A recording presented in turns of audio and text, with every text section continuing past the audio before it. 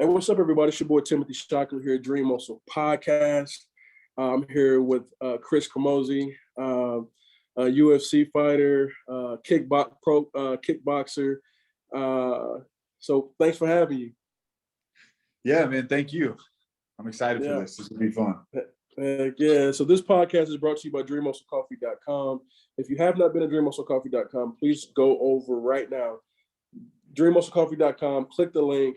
I promise you we have something for you. We ship to all 50 states. We do not ship outside the USA right now.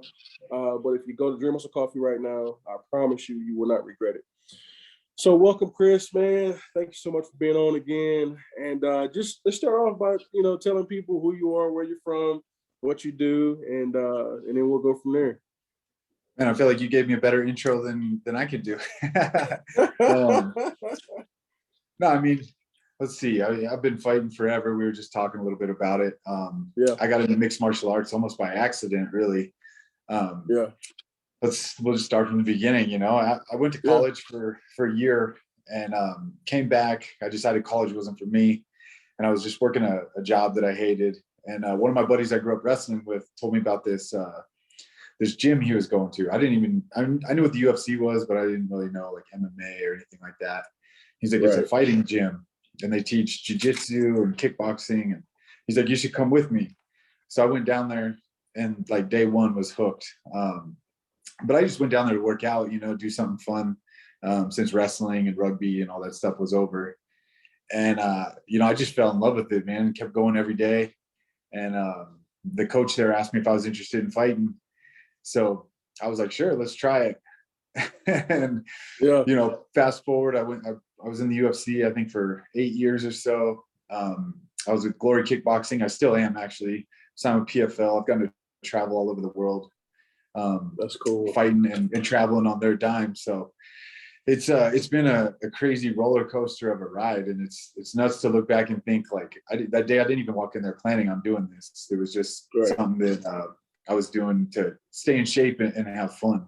And now I can't imagine what I'd be doing if I didn't go there. Right. Most definitely.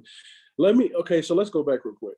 So you grew up, where did you grow up in California? Man, I moved to Denver when I was like 12, so mostly in Colorado. I went through school and everything in Colorado, like high school. Okay. So did you play sports in high school? Yeah, I wrestled. I played rugby. I played football for a minute. Growing up, I played every sport you can think of: soccer, swimming, football, all of it. I've always been into sports, but I would say wrestling is kind of what led me into MMA the most. Right. Okay, so I know you were a rugby player in college. Did you wrestle in college as well? No, I wasn't good enough for that. Huh. So tell me how did you get into rugby? Like, number one, what college did you go to, and how did you get into rugby? Man, so I got into rugby in high school. My high school had a club team, so it wasn't recognized as a school sport, but we had a club team, and a bunch of my friends played on it, and just kept trying to convince me to come out. I was always kind of bigger, and with wrestling and stuff like that, so they thought I'd be good at it. I decided to go just start playing. We had a really good team too. It was full of a bunch of like savages, man. I don't even know how to describe it. It was like the misfits of a team. Yeah. People were like fighting on the field all the time. Like there was one game my team got in a fight with each other, like a full-on fist fight. But it was fun. And I ended up going to Fort Lewis, which is a liberal arts college. Funny enough, I didn't really know what liberal arts meant. I just was going there because some of my other friends. Yeah. Right. And then I found out you had to do all the math classes and stuff. I thought when I went to college, I could take whatever classes I wanted.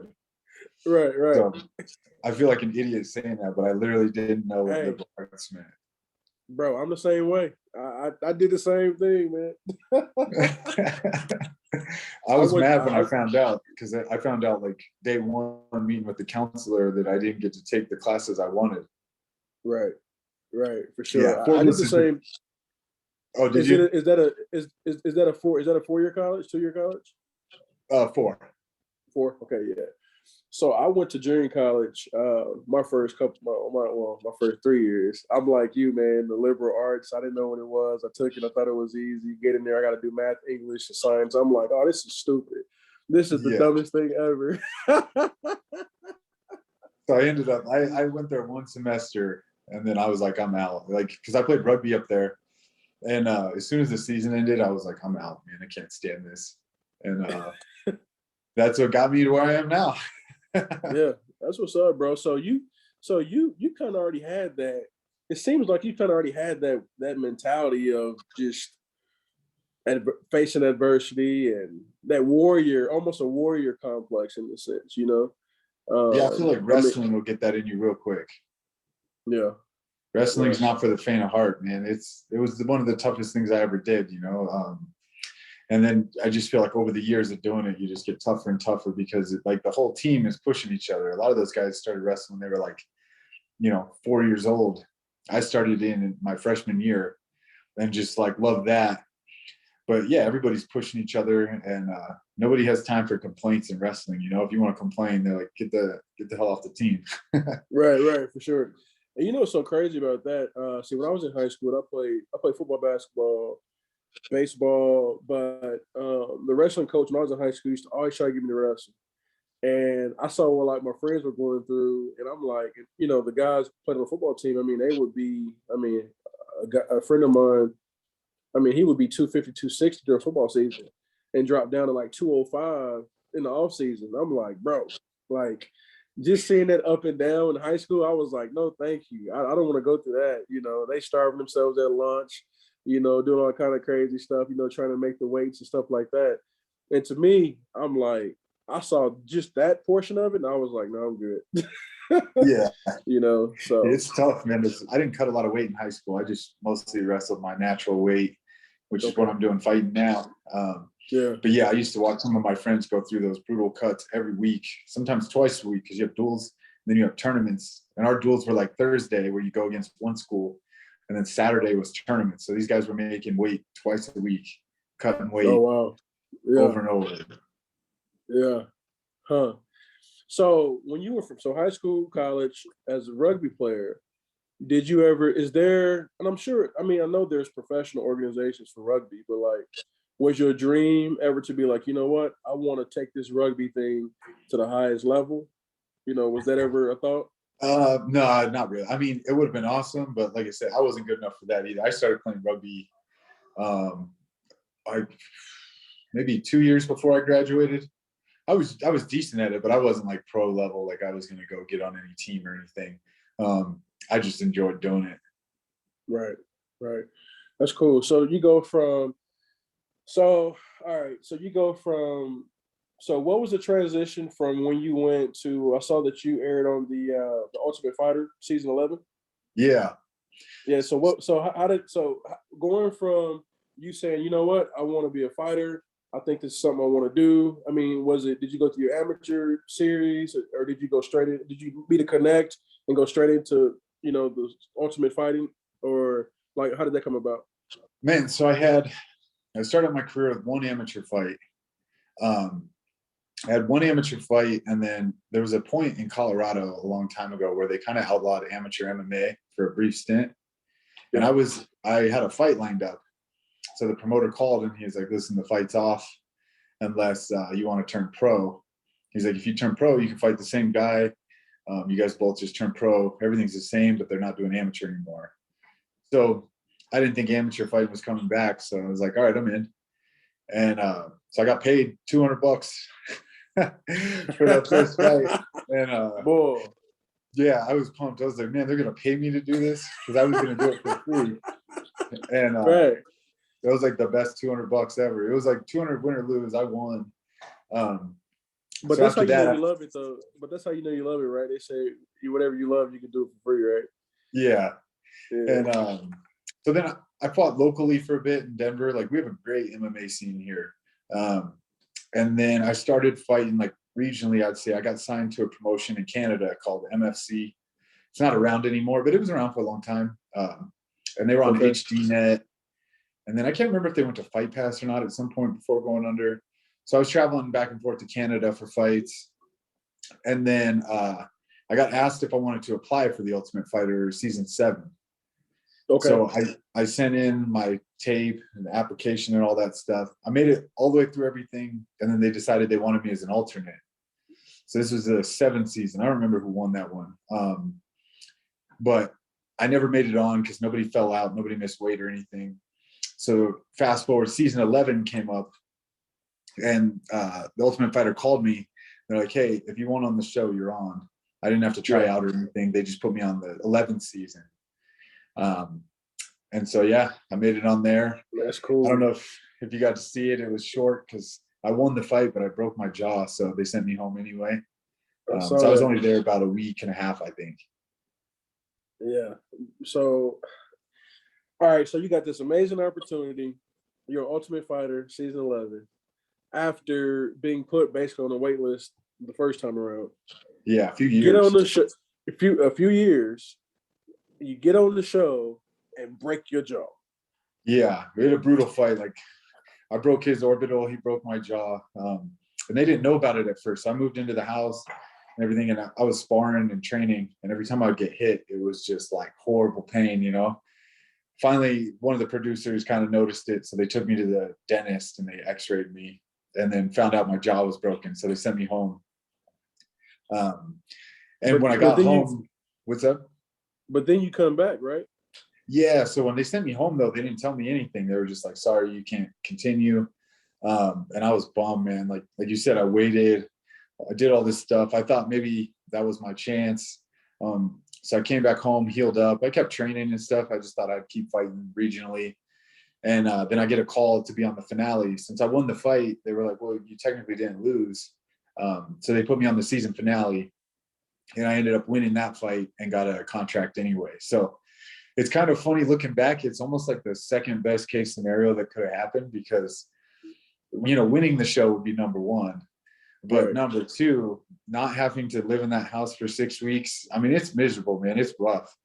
I didn't have to live in that house for 6 weeks. I got to be at home. And then I got the same contract as the rest of those guys that won. Man, it's like you didn't have to go through all the, you know, that's almost like somebody signing mid-season versus skipping camp, you know? Yeah, exactly. You know. So, like I said, it's second best case scenario. That's crazy. So talk about a little bit living, like what were some of the negatives about living in the house? Man, you're just piled in there together, right? Like I had a couple roommates. You're living with the same guys you're fighting. There's guys on the other team. Guys get bored. Like I wasn't there long enough for it. I also coached on the Ultimate Fighter with Stipe when him and Cormier were the coaches. So I got to see the other side of it from coaching where I didn't have to be locked in the house. But guys get bored and they start playing like pranks on each other. And, you know, you're away from your family, everybody. You don't have any outside contact. So you get like real short, like tempered. And that's what they want. You know, they build that show. Right. They don't manufacture the drama. I'll say that. It's real, but they just know how to pick the right personalities and stuff and put you in those scenarios where you just get like grumpy over time. You're mad. You're training every day. You can't talk to your family, your friends. There's no music. There's no books. There's no anything that would take you away from the TV, but they'll give you all the alcohol you want. That's crazy. So you know that like turns into a disaster. You got a bunch of guys that fight people for a living and you lock them in a house together. That's crazy, bro. Yeah. That's crazy, man. So I tell people all the time, like, I think one of the toughest things with success and accomplishing different things that you set out to do is the in-between period.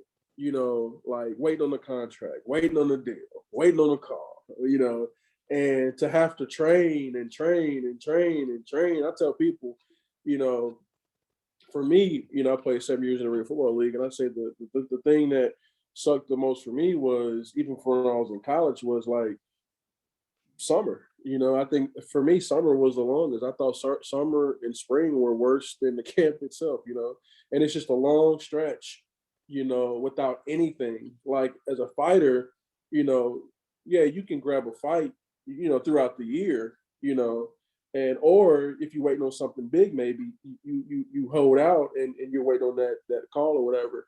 So like, how was it with you mentally, just in that waiting period of trying to figure out, am I going to get the call, or was you even looking for the call? It was a little tough. Like I was still bummed about getting sent home. I think the biggest thing though is like, don't wait. If we're talking about that, like you can wait around for opportunities and stuff to happen, but if you're not ready, then you actually blew the opportunity anyway. So I was always getting ready. Like I still am. If I don't have a fight lined up, I train every day like it's a job, because you could get a huge opportunity that comes up, and if you're not ready to take it, you're going to be kicking yourself in the ass. So I try to focus on not waiting for things and like go out. That's good. That's good. It almost, it's almost, is what I say all the time. I tell people, that opportunities come to those who are prepared. Yeah. And I think the worst thing, bro, is just being having an opportunity and not being ready for it. Yeah, totally. So I mean, when I was in the UFC, I took quite a few short notice fights, and it was short notice. Like I think my quickest one, I found out I was fighting. They called and asked if I wanted to fight Jacare, and it was like 7 days notice. And I had just fought a couple weeks before, so I was still in shape, and like I had been training because I won quick. The fight didn't go my way, but I was like, it wasn't like I just got off the couch and was like, all right, I got 7 days to try to get in shape and get ready. I was still confident, because I just been training and stay ready. That's what we tell the young guys at the gym too, like stay ready, because there's regional guys. My brother was one of them. He was ready. He was in the gym training, and one day Joe Silva, the UFC matchmaker, called me because somebody had fallen out, and he was like, "Hey, how's your brother doing? Is he training?" And I was like, "He's in the gym right now next to me." And he was like, "I got him a fight if he wants it." And he wasn't signed to the UFC, so he got in because he was ready and in training. And those opportunities come if you're ready. Right, most definitely. So now, okay, you go from rugby. Now you got the opportunity as a professional fighter. You went to the Ultimate Fighting season 11, broke your jaw, came back, got signed to UFC. And then, so how did you spent 8 years with the UFC, and now you're with the Professional Fighters League and also the Glory MMA. I mean, the Glory Kickboxing, right? Yeah. So I read in in your bio that you said you love, out of all the different disciplines you've been through over the years, you really have a love for kickboxing. Can you talk about that a little bit? Yeah, I do, man. I've always gravitated towards striking, even though I grew up wrestling. I don't know why. It's just always interested me, like the movements, it's still like they call it jiu-jitsu, like chess, but I think kickboxing is too. There's a lot of times I'm throwing something, not even to hit you, but I'm throwing something to draw it out of you. Just like my last fight when I dropped Cesar, I was throwing, if you watch the punches, I was throwing kind of light because I was trying to get him to throw back so I could counter. You're just thinking steps ahead. And I don't know, I've always been like super interested in it. And kickboxing is like that, the quick movements. Right. And I'm not the quickest guy, so it's more of a puzzle for me to try to like capitalize on things. And sure. I don't know. As I get older too, I actually love jiu-jitsu too. I mean, it's hard to say. I love both of them. I'm doing both all week long. But I don't know, kickboxing's always felt like more natural for me. And it's always kind of held a special place in my heart. Sure. And it's interesting, but I think the reason why I ask you that is because I think it's interesting. Because some fighters, they'll like, so you wrestled in high school, and so you would think that your dominant discipline and go-to would be a wrestling. Some guys who train jiu-jitsu, and this jiu-jitsu, some people train, like I got a friend of mine who trained, he was a boxer, so that was his natural instinct, even as an MMA fighter, was to stand up and box, and so you go from wrestling and say, you know what, I just like striking, which is interesting, Yeah. I don't know. I can't explain why. I'm also like, I think I'm built good for kickboxing. Like I'm tall, I got long reach. And yeah, I don't know. For some reason, like I just feel like I see things quick, like on my feet. Yeah. That's cool. You know, it's almost like for me, like after my second or third year playing indoor football, like I didn't even want to go to the NFL anymore. You It's what? crazy to say. I said after my second or third year playing indoor football, I didn't want to go to the NFL. You No? know, I found my love playing indoors. Like Yeah. I love everything about arena football, indoor football, man. Like my dream is to own a team one day. And so it's kind of like that for you with kickboxing. For me, it was indoor football. I love the speed. I love the strategy. You know, I love the whole atmosphere of playing indoors, you know. And a part of me, I didn't have to run down a 100-yard field anymore either. So Yeah, that's a little I'm like, plus right there, right? yeah, I'm like, forget that. Y'all can do that. But That's a plus it's for the big funny. guys. Right, right. But it's funny, you know, what I take out of it though, man, is that, you know, I tell people we all have a destination. However, we may hit those detours every so often. And so for you to have to go through all of that, and have you ever sat back and just thought about like, man, I've done some really cool stuff, you know? Yeah, sometimes I try to appreciate it more, you know. There was a time, like, especially through the UFC, my whole UFC career, I never like sat back to think about like, man, how cool is this? I was just like thinking ahead, thinking ahead, thinking ahead. But I think there is something to like enjoying the whole like process of everything and like taking it all in, because it Yeah, only lasts so long, you know. So all you right. have left are memories, you know, which isn't always the case with kickboxing and boxing. You might not have memories left either.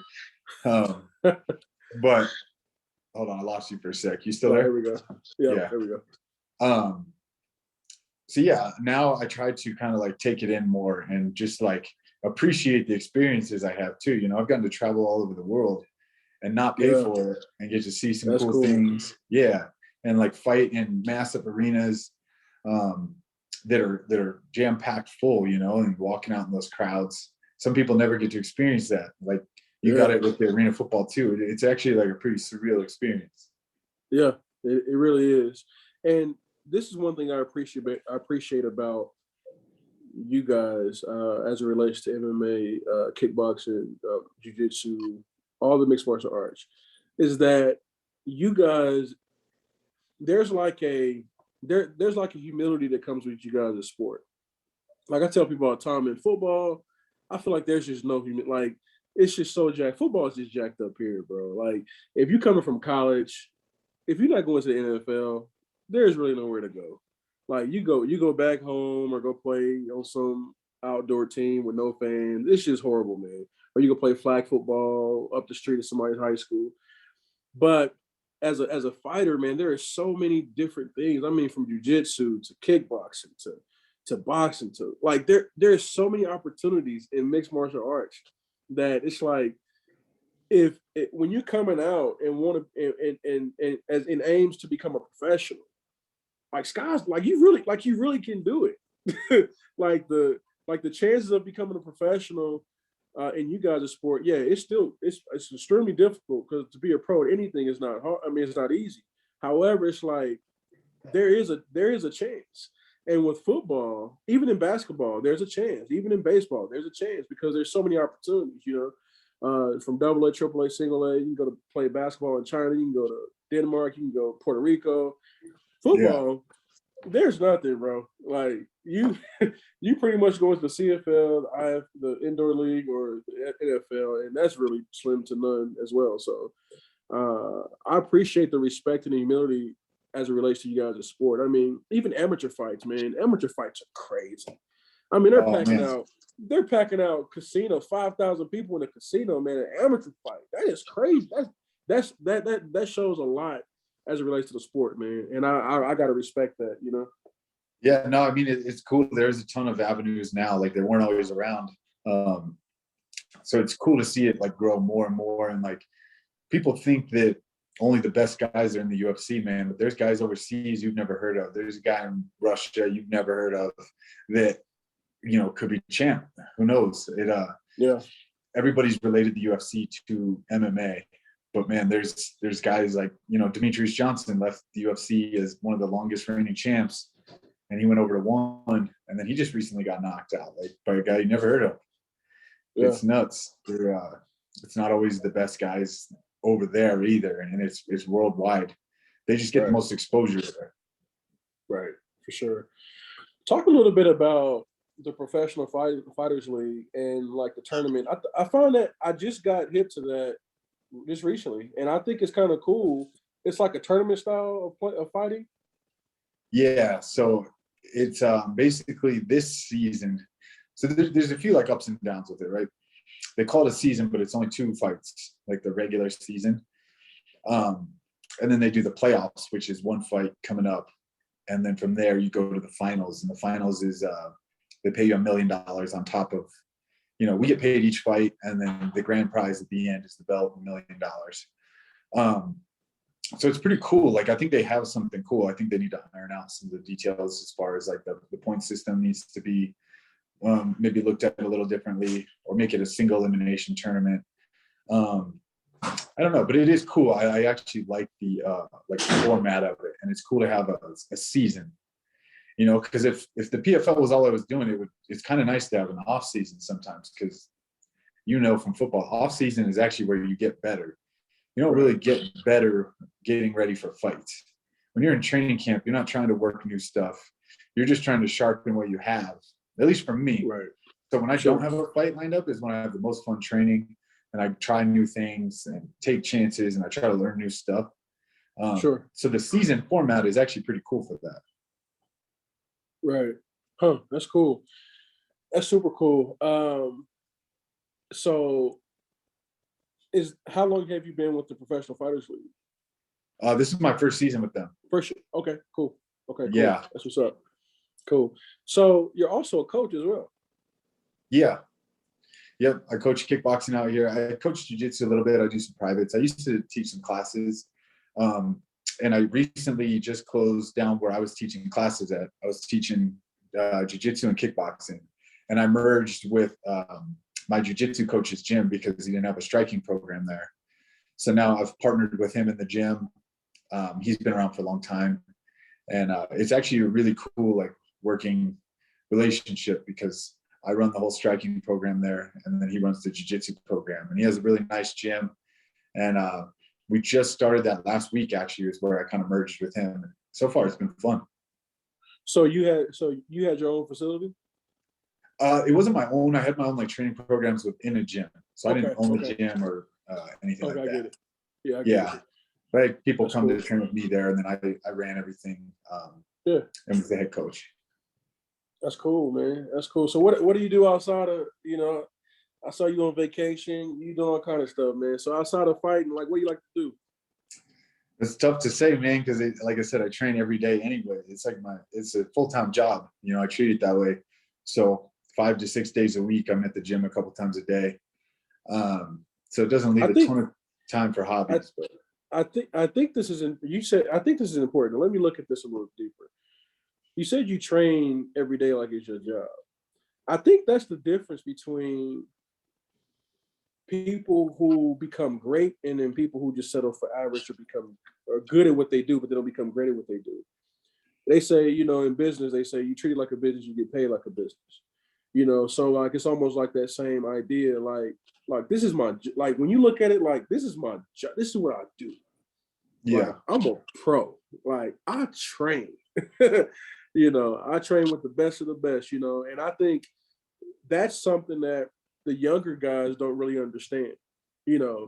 And even as an athlete, man, even younger athletes, I talk to athletes all the time, and I'll be trying to get them to understand, like, because I felt like, let's just say football. And in football, like growing up, I felt like football was a lot different than it is today because of, we had real two-a-days. We had, we had to practice for 3 or 4 hours, and, we had to get in the weight room. Like it was not an option. We had to like be mentally tough. We had to have goals. If you didn't have goals, you was getting crushed. Yeah. And so the guys today, I think, and I've played with guys too that's all they did. They didn't train. Like they didn't say, you know what, this is what I do. But the guys that did do that, there was a level up in terms of performance every single time, man. Yeah, and exactly. where I felt it sometimes was during camp when I slacked off for 4 weeks in the summer, and I come in, I'm like, man, this guy's stronger than he wasn't as strong last year. Yeah. But it's not that he's stronger. It's just that I'm not where I need to be, you know. Yeah. So I, we only get paid fight night. So I don't get paid like a salary or anything like that, but I still, every day I set a schedule, right? So I have lifting, like strength and conditioning, I go do at one place. I go do jiu-jitsu at another place. I box at another place. But that's all just set between me and my coaches. I'm not getting paid any of those days, but it's working towards the payday, right? You got to put in the work. Even if I don't have a fight lined up, that's when we're working new things and trying to get better. Because you don't really, like I said, you don't get better when you have a fight coming up. You just try to sharpen everything. Right. So it is, yeah, it's like treating it like a job, I don't have anybody to answer to. I could call in sick every day if I wanted. But it's also, like you said, the humility thing is, I also don't want to get beat up in front of a bunch of people on TV. So that's kind of the motivation without the money. Right, for sure. So what do you do to take care of your body? Like recovery strategies? What do you do to take care of your mental health? Like what's your routine, Man, I got like every recovery thing you could think of now. Over the years, I use CBD every day. Red light therapy. I've got compression boots here at my house. I've got the Game Ready here at my house, like the compression things that flow ice water through them. I got foam rollers here. I've got like So Right here. All of it. I need to come where you at. I need to come where you at. Yeah. So my girlfriend and I will have a routine, at the end of the day. She's big into fitness. She's a coach too for like personal training and diet plans and everything.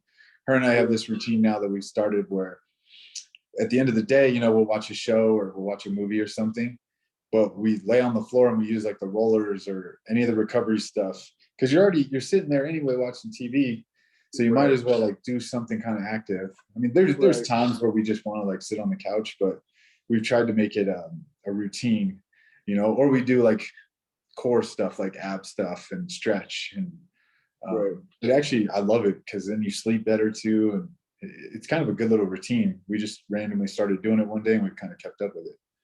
Yeah, that's cool. Yeah. I found myself doing some of that stuff on watching TV as well, man. Like you said, you're already sitting there. You might as well be stretching out or rolling out or something.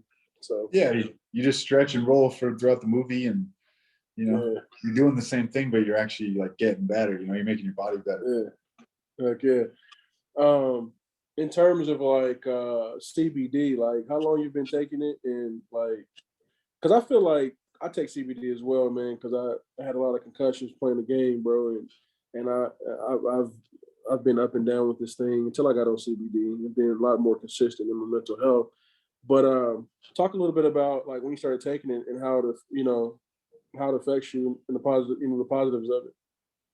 Yeah, so I've been with a company called Revivid Sports for, I don't know, 6 years now, maybe. They've sponsored me now. And, I came across their products before they were sponsoring me. And the big thing that kind of sold me on them was that it's THC free, right? So they third-party tested because I was under USADA testing at the time. So if it had THC in it, you'd fail a drug test, then you're suspended for a year and get fined. So I put a lot of faith in them. They showed me like test results. They test every batch. So I got set up with them and now I don't have to worry about it. But I use the tincture every day. And then they have like a topical lotion that I use for like sore muscles. I usually use that after fights, like to rub out my shins because I get like hematomas that stick out off my leg. And you got to get that blood moving. But yeah, it's always made my since I started using it, I can feel a difference if I go on vacation and forget it or anything. My joints feel better, elbows, knees, tendonitis, stuff like that. I would say that's the biggest benefit for me right now is like my joints feel a lot better. Huh, that's cool, bro. Yeah, I tell people all the time, I'm like, man, I think I've been advocating for CBD, man, for the last at least 3 years, and it's changed my life completely, man. To where, I mean, my son the other day, he was like, "Dad, your memory's getting better," and I was like, "That's a cool thing, man." you know, to be able to have something that gives us hope, man, after we're done playing the game, after you're done fighting, you know, when you're 40, 45, 50 years old, you know, to have hope, to be like, you know what, yeah, I've been through some stuff, I've had some bangers, this and that, but if I just stay consistent with my regimen, I think I'm gonna be okay, you know. Yeah, I mean, I'm gonna be on it forever as far as I know now. Yeah, for sure, bro. Like I said, I feel a big difference when I don't take it. Mainly like elbows, like, you know, because I hold a lot of mitts for people and stuff too, which is rough on your elbows. And then, you know, jujitsu, the whole point of jujitsu is to bend it the way it doesn't go. So your joints start hurting, man. Right. Oh man, that's cool, bro. So like, what's your like, if you had to give a piece of advice to a guy, you know, or a gal, 19, 20, 21, you know, like what kind of advice would you give them, knowing the journey you've traveled into where you're at today? Like, would you, number one, would you change anything about how you know, journey, travel, or like what kind of advice would you give that person that's looking Yeah, to be a professional fighter like you? I don't know if I've changed anything because, you know, like all your experiences make you take different routes on the way up. So the reason I got here is by, you know, trial and error. So even the mistakes I made helped put me here because of those mistakes. You know, you learn from them.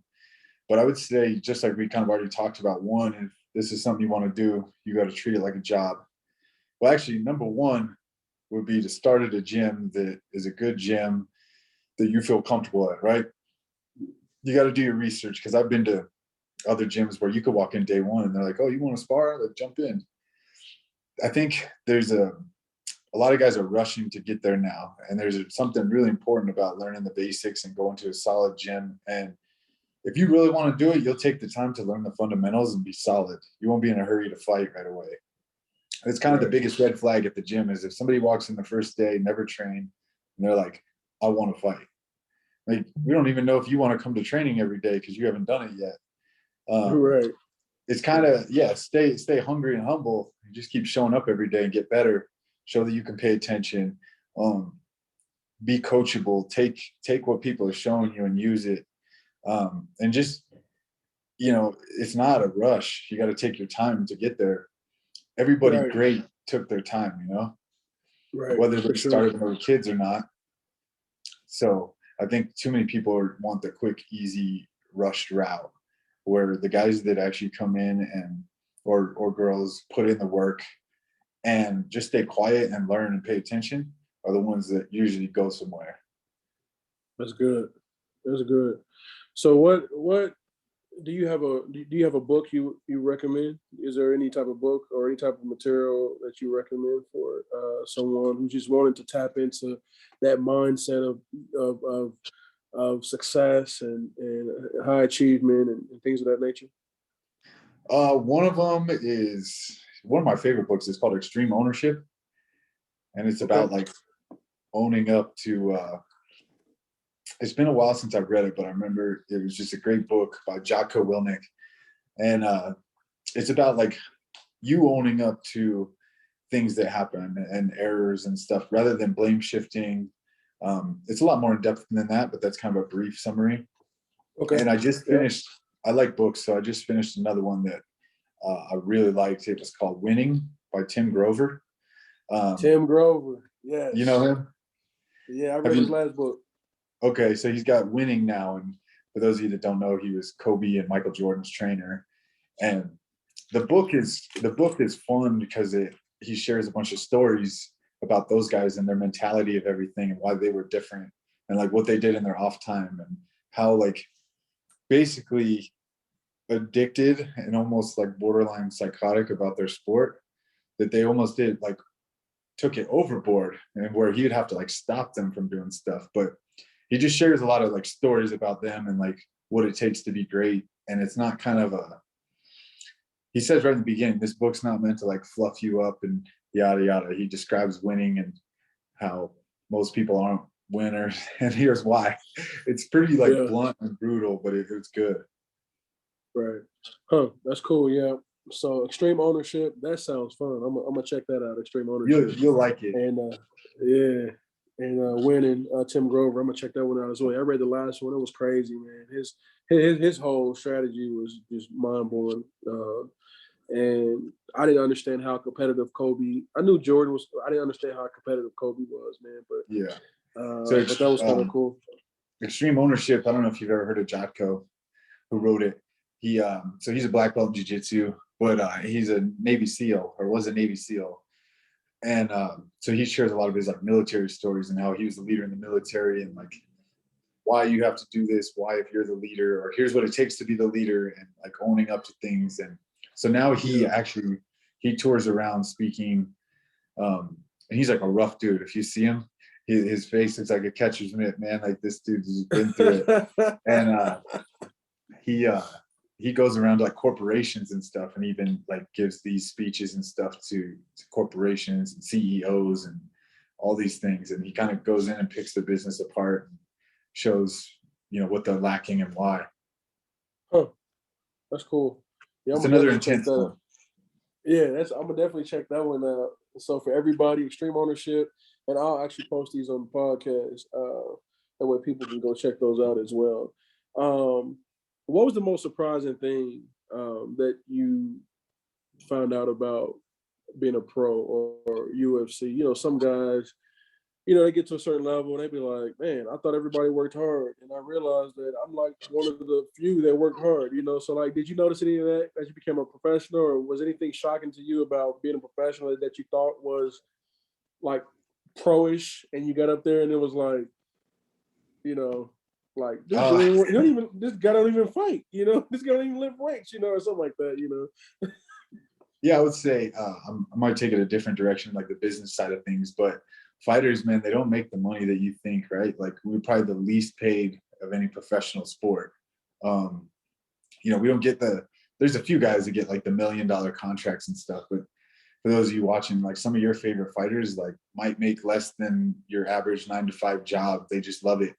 And that's kind of why you see us like on social media and stuff. The game has changed with social media, and followings mean a lot for fighters because we get in our endorsements that way. You don't see football players like, chasing shirt companies and stuff like that because they're making millions of dollars. So, you still have to be a hustler. You have to find money. It doesn't always come to you. The very top guys do it, but even your top 10 guys, like guys in the bottom of the top 10, 8, 9, 10, up there, those guys are still trying to like hustle deals for money on the side, because if we get hurt, we don't get paid. So if you can get those endorsements, and say you blow out your knee and you can't fight, those endorsements help you kind of survive. So people listening, if you have favorite fighters and stuff, it actually helps us a ton to support those companies that we post about. As cheesy as that sounds, that's kind of how we make our more comfortable living, because we only get paid the night of the fight. We don't get salaries or anything like that. Right. So I was actually surprised. I thought once you're pro, everybody comes to you, and then you just like pick which deals you want and this and that. And even the top guys, man, they don't always get the deals that you think. So it's a hustle. You have to learn business to be a professional fighter. That's good. That's good, bro. And I think that makes so much sense to the humility in the sport, on every level. I think that what you just said makes a lot. And now I'm putting two and two together. It makes a lot of sense, man. Why? Because I think everybody on every level is just hungry. They stay hungry, because you do have to go after those deals. You do have to learn business. You do have to try to feed your family and make sure things are taken care of, man, no matter what level you're on. So yeah, there's a lot of things they don't teach you, like you got to kind of learn on your own, or hopefully somebody that's been there. Like for example, people are always surprised to hear this, like outside of the sport, that I have an LLC, right? So when I fight, my LLC gets paid, then I pay myself a salary. I don't just put it all in my bank account and then like there's my money. Smart. All my sponsorships, everything go through an LLC. That helps with taxes. Like I said, you got to learn like some business stuff along the way to do this, because you're your own boss. You're your own business and brand, and everything else. So you have to hold yourself accountable too. Right. I knew there was a reason why you was on the show. Because I feel like that is what athletes don't understand. They don't understand that they're a brand. Like yeah, you're an athlete, but you got to understand the business side of things, because you have a lot of influence, you have a lot of power, and there are some things that you can take advantage of if you had your business structure properly. You had your LLC, you had, your trademarks, you had a lot of different things on your business. Because I mean, you can license, you can do all kind of different things. Partner with t-shirt companies, partner with apparel companies, do 50-50 deals on merchandise, all kind of stuff, man. But they don't understand. They just won't go after this fight. I want to fight. I want to play. I want to entertain. And then when it's all over with, it's like, hey, the fights don't happen anymore, don't have any money, but a sponsorship, some type of deal can precede your career. Yeah. And I mean, that's the cool thing. You can even get offered jobs after, being a brand rep or anything like that. You never know. So you got to like treat everybody right. You got to make those contacts. And again, like if you're your own business and your own brand, even though we fight professionally, I can't go out and be like fighting at bars and stuff. Get you in trouble. You don't see the CEO of Coke go out and get in fights or anything, because you get fired. So you can't ruin your own business by doing stupid stuff too. we see that a lot with artists. Artists, they start going down and they start performing at the local club, and you're like, nah, bro, you messed up the whole brand. Yep. But you see former NFL players out here playing backyard football, man. I'm like, man, you messed up your whole business is all jacked up, man. Yeah, totally. So, I've got a buddy who was in the NFL, and I won't name him, but he told me he was in for a long time, and he's like, I can't tell you how many like rookies like I saw that would get signed and thought they made it. And he was like, next thing you know, with their contract, they go buy a new car, all this dumb shit. And then he's like, then they wash out and they don't even have anything. They thought that they were rich forever off the one getting signed to the NFL. And he's like, you haven't even made it until you're in the league, 5-6 years, when you're comfortable and like can actually have like a retirement and stuff. He's like, too many of these young guys right away, the first thing they buy is a car or blow all their money. And he's like, we used to see it all the time. These guys roll in the locker room, super young, just signed. And he's like, they had nicer stuff than me. He's like, but next year I don't even see them. They're gone. Longevity, man. Yeah. That's what it's about, man. Longevity. Well, cool, man. What is something you want to? What do you want to be? What do you want your legacy to be? What do you want to be remembered for when it's all said and done? Man, because what it seems like, the thing I like, I'm loving this interview, man. Because what I'm taking from it is that your life won't stop when you stop fighting. No, your life is just going to keep going. I'm not that old yet. Yeah. This fight game is only a little window. Once you're done, I mean, you're done most of the time before 40. Hopefully too. So you still have a whole nother life to live. So my goal is always to set up myself now for the next thing, because it doesn't last forever.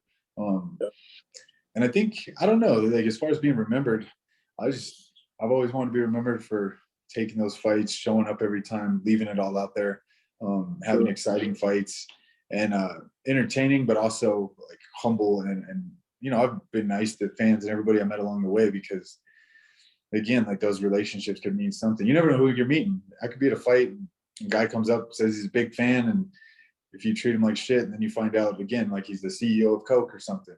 But if you're good to him and you're nice to him, you never know, like job openings down the road or endorsements, stuff like that. I've just always wanted to be known as that. I actually like when people are surprised to hear that I fight, like when they meet me and they don't know what I do. I like that they're like, oh, you don't seem like a fighter. I'm like, that's good. You expect me to come in here just punching random people and right. You got to be professional. Professional. I think that is the name of the game, is to be professional. And Man, I had a good time. I think there's a lot of good points throughout the podcast. Man, that consistency. I think what I take from your career and what I take from the interview, and when I look into like my life and look into some of the other greats and their journeys, and I've read about a lot of different people over the years and been able to communicate with a lot of different people. I see the same thing. It's just consistency. Like I tell people all the time, like, you gotta like you gotta do it like there's 5,000 people watching every single time. Yeah. You gotta show up every single. There is not. Our coach, you say you never take a play off, and it's so true, man. Because the play you take off can be the opportunity of your lifetime, man. Yeah. It can make or break you. And so, where can the viewers find you at? Instagram, I'm pretty busy on. That's at Chris Camozzi MMA. I'm on Twitter here and there. Yeah, I mean, mostly Instagram. If you are in Denver and you want to come train, I'm at Catharo Training Academy. I have kickboxing classes there. We have jiu-jitsu. And then I also train at Genesis. So for my Denver people out there, if you're looking for gyms, those are two solid ones. Yeah, that's what's up, man. I had a blast, bro. This has been very good. So consistency. If you're watching right now, this is Dream Hustle Podcast, sponsored by DreamHustleCoffee.com. And I'm with a friend, Chris Camozzi, and we've had a blast talking leadership, business, fighting, training, and whatever your dreams are, just know they're possible. Tupac said something powerful. He said, "Your dreams are for real." And so I tell people that's the most divine part of who you are is your dreams. And so, whatever you desire to do with your life, you can do it, but you got to think it first. You got to think it to achieve it. So God bless you guys. Make sure you go to dreamhustlecoffee.com. Thanks again, Chris. This has been a blast, man. And we're going to connect again because I want to tap into some of that business stuff, man.